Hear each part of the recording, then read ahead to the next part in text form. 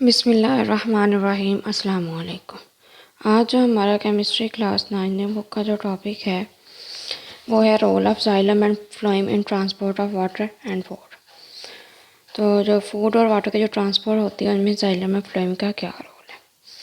तो ये हम लोग पीछे भी पढ़ के आ रहे हैं कि जो जाइलम है वो सॉइल से वाटर और मिनरल्स लेके पौधों के तमाम पार्ट्स तक पहुँचाते हैं, और जो फ्लोएम है वो पत्तों से फूड लेके वो पौधों के तमाम पार्ट्स तक पहुंचाते हैं। तो जाइलम और फ्लोएम का ये रोल है। ये देखेंगे जो फ्लोएम है ये पत्तों से फूड लेके ये सारे जो डिफरेंट पार्ट्स हैं प्लांट्स के उधर ट्रांसपोर्ट कर रहे हैं। और ये जो जाइलम है ये वाटर और मिनरल्स ले रहा है सॉइल से और ये पौधे के तमाम पार्ट्स में ट्रांसफ़र कर रहे हैं। और ये ट्रांसपायरेशन होती है, एवेपोरेशन ऑफ वाटर होती है लीव से, तो इसे ट्रांसपायरेशन बोलते हैं। मज़ीद आगे हम लोग देखेंगे ट्रांसपायरेशन के बारे में।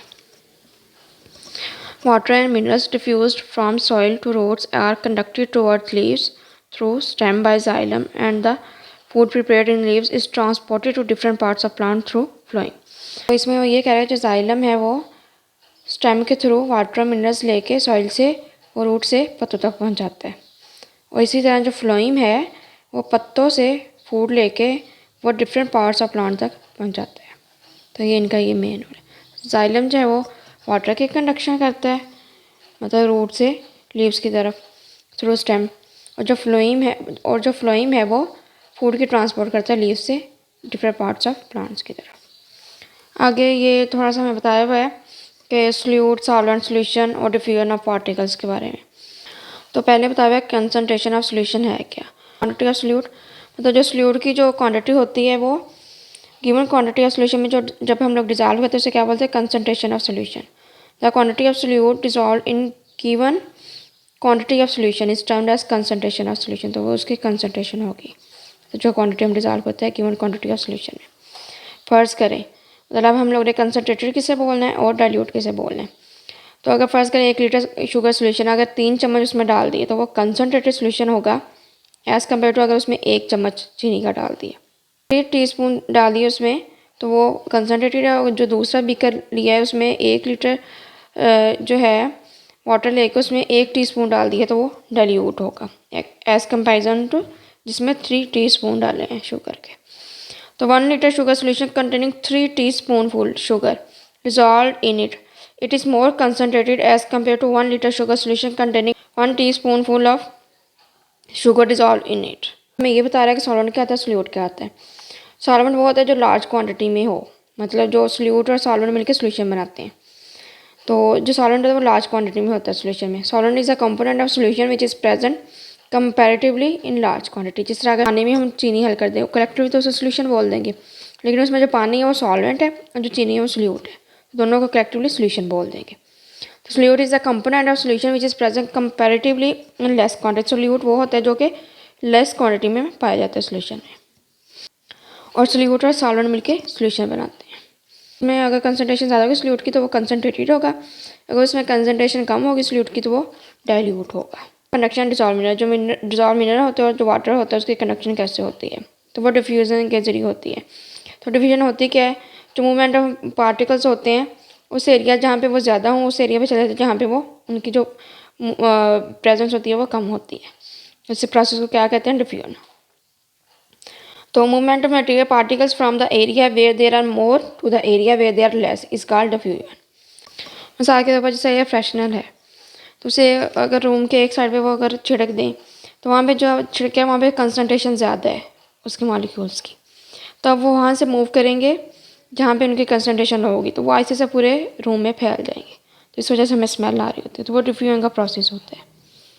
तो अगर अब ये जो डिफ्यूजन है ये मेम्ब्रेन के जरिए होगी तो इसे बोलेंगे ओस्मोसिस। क्या बोलेंगे उसे, osmosis. The diffusion through membranes like cell membrane is called osmosis. इसे बोलते हैं जो मूवमेंट ऑफ पार्टिकल्स होता है एरिया जहाँ पे ज़्यादा पार्टिकल्स होते हैं हम उस तरह मूव करते हैं जहाँ पे उसके लेस पार्टिकल्स होते हैं, तो उसे क्या बोलते हैं, डिफ्यूजन। और अगर ये डिफ्यूजन जो है मेम्ब्रेन के जरिए तो उसे क्या बोलते हैं, ओस्मोसिस। तो देखेंगे तो हम लोग देखते हैं जो सॉइल में जो है वो वाटर की और डिसॉल्व मिनरल की जो कंसनट्रेशन है वो ज़्यादा है रूट सेल्स के से कंपेयर करें, तो जो इनकी फिर वो मूवमेंट है वो ऑस्मोसिस के जरिए होती है रूट में, मतलब वो सेल मेम्ब्रेन के जरिए होती है। एलएम टिश्यू होते हैं वो फिर पाइपलाइंस बना देते हैं रूट से लीव्स की तरफ थ्रू स्टेम में, तो स्टेम के थ्रू वो रूट से लीव की तरफ पाइपलाइंस बना देते हैं जो कि वाटर के कंडक्शन करते हैं, और ये जो कंडक्शन है ये वन डायरेक्शन होती है। कहते हैं ये रोड से ही हमेशा लीव्स की तरफ जाते हैं, तो ये वन डायरेक्शन ओनली होते हैं। पीछे हम लोगों ने देखा था कि movement of water and dissolve minerals. अब देखेंगे फूड की कैसे ट्रांसपोर्ट होती है। तो फूड कैसे ट्रांसपोर्ट होती है, तो ये हम लोगों ने देखा था फ्लोएम के जरिए होती है। फ्लोएम जो है वो जो फूड प्रिपेयर होती है लीफ में, तो वहाँ से लेके वो प्लांट के डिफरेंट पार्ट्स तक ये पहुँच जाती है फ्लोएम।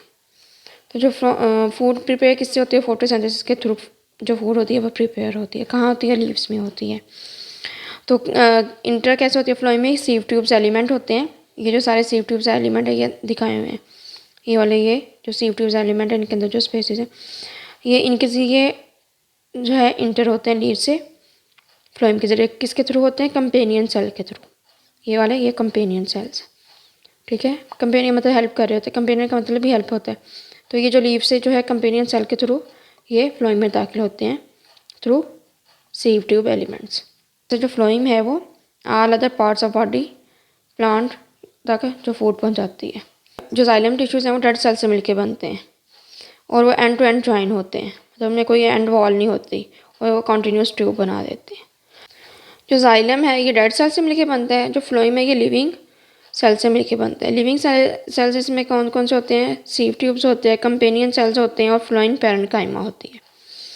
जो पैरेन्काइमा होती है ये परमानेंट टिश्यू होता है और ये जो है ये प्लांट के ग्राउंड टिश्यू का मेजर पार्ट होता है।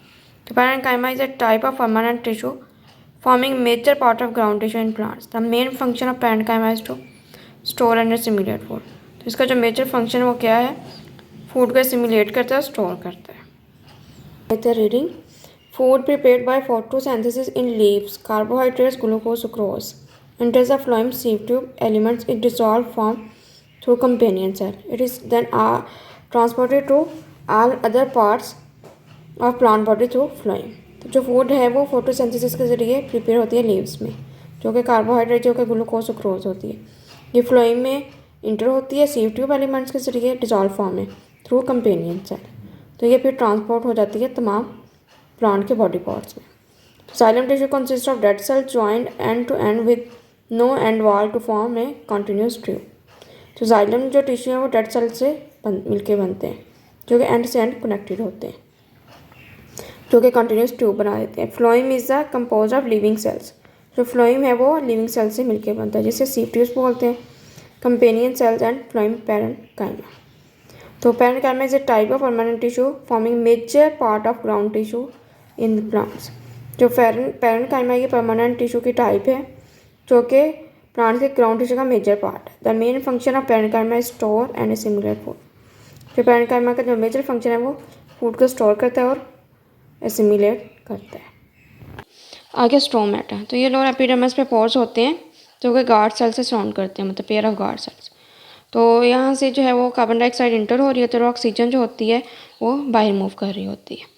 तो a large number of stomata in lower epidermis of leaf helps in absorption of carbon dioxide and release of surplus oxygen in the environment. जो ज़्यादा ऑक्सीजन होती है वो फिर इन्वायरमेंट में रिलीज़ कर दी जाती है। तो यहाँ पे जो स्ट्रोमेटा है ये बीन शेप है, मतलब ये इनकी ओपनिंग है। ये 3 टाइम ओपन हो जाते हैं और 8 टाइम क्लोज हो जाते हैं। ये क्लोज है, ये इनकी क्लोज फॉर्म है।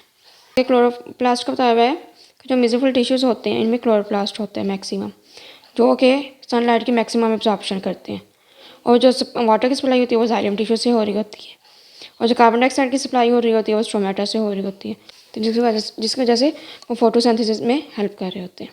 तो distribution of chloroplast in mesophyll tissues for maximum absorption of sunlight. तो जो मेसोफिल टिश्यू होता है उनमें क्लोरोप्लास्ट होते हैं जो कि मैक्सिमम एब्जॉर्प्शन करता है सनलाइट की। तो regular supply of water through xylem tissue, xylem tissue जो है वो रेगुलर सप्लाई करता है वाटर की। And carbon dioxide through stromata are the feature of leaf. जो कार्बन डाइऑक्साइड है स्ट्रोमेटा के जरिए लीफ में इंटर हो रही होती है। डेट फैसिलिटेट फोटोसिंथेसिस, जो कि फोटोसिंथेसिस को फैसिलिटेट कर रही होती है। लेक्चर में हम लोग देखेंगे फोटोसिंथेसिस। तो यहाँ तक था हमारा लेक्चर। अगर कोई क्वेश्चन है तो कमेंट सेक्शन में पूछ सकते हैं। अल्लाह ताला आपका हामी और नासिर हो। अल्लाह ताला आपको दुनिया जहाँ की हर खुशी दे, दुनिया जहाँ की हर तरक्की दे।